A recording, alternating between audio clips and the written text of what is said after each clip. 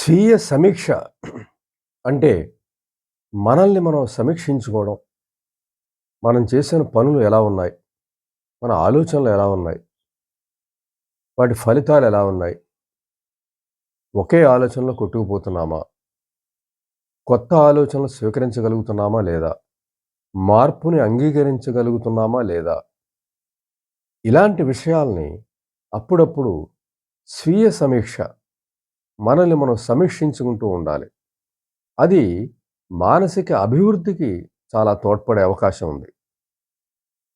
ఏ పని చేసినప్పటికీ, ఏ ఆలోచన స్వీకరించినప్పటికీ, ఆ పనిని చేసినప్పుడు, ఆ ఆలోచనని అమలుపరిచినప్పుడు మనగూడే ఫలితాలను పాజిటివ్ అండ్ నెగెటివ్ ఉంటాయి.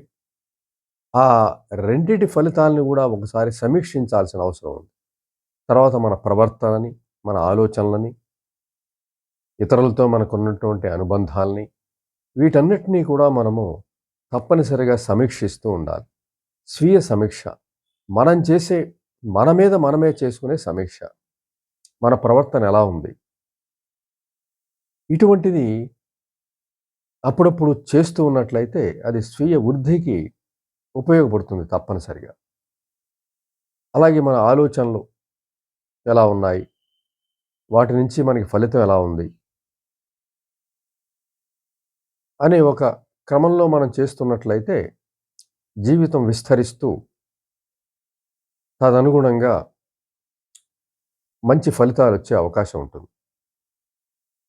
ఎంచేతంటే సమీక్ష లేనప్పుడు, ఇప్పుడు ఉదాహరణకి పుస్తకానికి లేదంటే ఒక కార్యక్రమానికి ఒక సమీక్ష చేస్తూ ఉంటారు. ఒక రచయిత ఒక పుస్తకం రాసినప్పుడు దాని మీద ఒక నిపుణుడైనటువంటి ఆ రచనలో అంతకుముందున్నటువంటి గొప్ప రచయిత చేత సమీక్ష చేస్తూ ఉంటారు. ఆ సమీక్షలో అందులో ఉన్నటువంటి మంచి గుణాలు, అందులో సమాజానికి ఉపయోగపడేటువంటి అంశాలు, అలాగే ఏదైనా నోట్ చేయవలసినటువంటి అంశాలు ఏమైనా ఉన్నట్లయితే ఆ సమీక్షలో నోట్ చేయడం జరుగుతుంది. ఆ పుస్తక సమీక్షలో నోట్ చేయడం జరుగుతుంది. అందులో ఉన్న మంచి చెడు కూడా సమీక్షించడం జరుగుతుంది. తద్వారా పాఠకుడు ఆ పుస్తకాన్ని చదవాలనే ఉత్సుకత ఉండే అవకాశం ఉంది.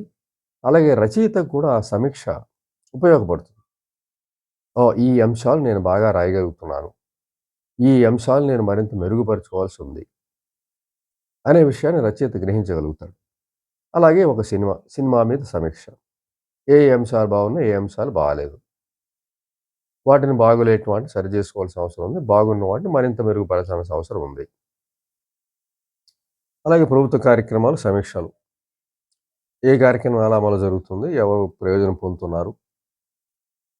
అందరికీ లాభం కలుగుతుందా? ఇందులో ఏదైనా ఎక్కడైనా లోటుపాట్లు ఉన్నాయా?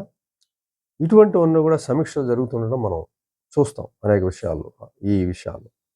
అలాగే మన వ్యక్తిగతంగా కూడా ఒక స్వీయ సమీక్ష అనేది మనం చేసుకున్నట్లయితే, అంటే మనకి మనమే సమీక్షకులుగా మారి మన ప్రవర్తన ఎలా ఉంటుంది? మన ఆలోచన విధానం ఎలా ఉంటుంది? అది అభివృద్ధి పదంలో ముందుకెళ్తుందా లేదా? ఈ విధమైన ఆలోచన మనం చేస్తూ ఉండాలి. ఆ విధంగా మనం చేయటం ద్వారా మనం కనిపెట్టగలిగితే మనలో ఉన్నటువంటి లోటుపాట్లు తెలిసే అవకాశం ఉంటుంది సమీక్షలో. వాటిని సరి చేసుకుంటూ ముందుకు వెళ్ళాల్సి వస్తూ ఉంటుంది. మన ఆలోచన విధానం సరిగ్గా ఉందా లేదా? ఇవన్నీ కూడా మనం సమీక్షించుకుంటూ వాటిని మరింత మెరుగుపరుచుకుంటూ ముందుకు వెళ్ళినట్టయితే జీవితం ఆనందంగా కొనసాగే అవకాశం ఉంటుంది. ఒకే రకమైన ఆలోచనని మనం అంటే మనసుకి ఇక్కడ ఏమవుతుందంటే, మనసు ఇష్టపడనివి ఏంటంటే మార్పు, వెంటనే మార్పు, కష్టము, కొద్దిగా కఠినంగా ఆలోచించడము, ఇవన్నీ కూడా మనసుకి ఇష్టం ఉండవు. మనసుకి ఎప్పుడు కూడా ప్రశాంతంగా ఉండాలి. కొత్త పని ఏది చేపట్టకూడదు. మార్పేది రాకూడదు. ఈ కొద్దిగా శ్రమ అనే దానికి మనసు ప్రాథమికంగా వ్యతిరేకించే అవకాశం ఉంటుంది. అందరి విషయంలో కాదు. 100కి 90 మంది విషయంలో శ్రమ అనంగానే మనసు వెంటనే వెనకాడే అవకాశం ఉంటుంది. 10 మంది మిగిలిన 10 మంది ఎప్పుడు ఏ శ్రమ అయినా పరిగెట్టే అవకాశం ఉంటుంది. వారికి ఈ లక్షణం ఉండదు. కాబట్టి 90% మందికి ఎక్కువ అనిపిస్తుంది కాబట్టి తప్పనిసరిగా పని అనేసరికి మనసు బద్ధకించడం,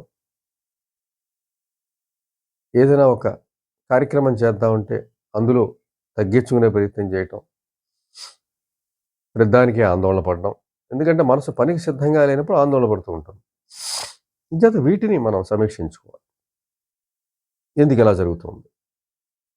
ఎక్కువగా తీరుబడిగా ఉన్నట్లయితే ఏదైనా కొత్త పని చేద్దామంటే మనసు అంగీకరించదు. దాన్ని ఎక్కువ తీరుబడిగా మనం పెట్టినట్లయితే ఏదైనా పని చేసిన వెంటనే అది ఆ పనిని వద్దనే పరిస్థితి ఉంటుంది. ఇలాంటివన్నీ గూడా మనం సమీక్ష చేసుకొని మనం ముందుకు వెళ్ళాల్సి ఉంటుంది. ఇక్కడ మనసు యొక్క పాత్ర కూడా మనం గ్రహించాలి. మనసు కూడా మన తప్పుదారి పట్టించే అవకాశం ఉంటుంది. మనం చేస్తున్న పనిని గొప్ప పనిగా చెప్పే అవకాశం ఉంటుంది. దానికి సరికొత్త ఆలోచన, దాని లోటుపాట్లు మనం సమీక్షించలేనప్పుడు. తర్వాత ఎప్పుడో మనకి ఒక దశాబ్దం తర్వాత అరెరే! ఆ పని ఇంకో రకంగా చేసుంటే బావుండేది. లేదంటే ఆ పని కాకుండా ఇంకో రకంగా చేస్తే బావుండేది. నాకప్పుడు తెలియలేదు. నేనప్పుడు గ్రహించలేకపోయాను. నాకు చెప్పేవాళ్ళు ఎవరు లేకపోయారు. నాకు గైడెన్స్ లేదు. ఈ రకమైన భావనలొస్తూ ఉంటాయి.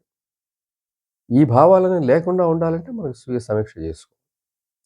మనం చేసే పనులు ఎలా ఉన్నాయి? క్వాలిటేటివ్‌గా ఉన్నాయా లేదా? మంచి రిజల్ట్స్ వస్తున్నాయా లేదా? ఇవన్నీ గూడా మనం సమీక్షించుకుంటూ ఉండాలి. మన మనసుని పూర్తిగా నమ్మడానికి లేదని మనం చెప్పుకుంటూ ఉంటాం. ఎంచేతంటే అది కంఫర్ట్‌గా ఉండడానికి ప్రయత్నం చేస్తూ ఉంటాం. పని అంటే ఇష్టపడదు. శ్రమించడం అంటే ఇష్టపడదు. పెద్ద ఆనందాలను గూడా కాదంటుంది. దానికోసం శ్రమించాలి కాబట్టి. అంచేత మనసుని ముందుగా మనం అదుపు చేసుకోవాలన్నా, మానసిక శక్తులు మనకు ఉపయోగపడాలన్నా, తప్పనిసరిగా మనం స్వీయ సమీక్ష అవసరం. ఈ సమీక్షలో మంచి చెడులను సమీక్షించుకుంటాం. మన సమర్థత, అసమర్థతను సమర్థించుకుని మానసిక సమస్యలుంటే వాటి గురించి సమీక్షించుకుంటాం. వదిలించుకునే ప్రయత్నం చేయడం కోసం ముందడుగు వేస్తాం. ఏదైనా ఒక సమీక్ష అనేది జరిగినట్లయితే, అదే కార్యక్రమం మళ్ళీ చేసినప్పుడు మరింత మంచిగా, మరింత మెరుగైన పద్ధతిలో చేయడానికి అవకాశం ఉంటుంది. కాబట్టి దాదాపుగా అప్పుడప్పుడు మనం చేసే కార్యక్రమం మన జీవిత విధానాన్ని గురించి ఒక సమీక్ష మనం స్వీయ సమీక్ష చేసుకున్నట్లయితే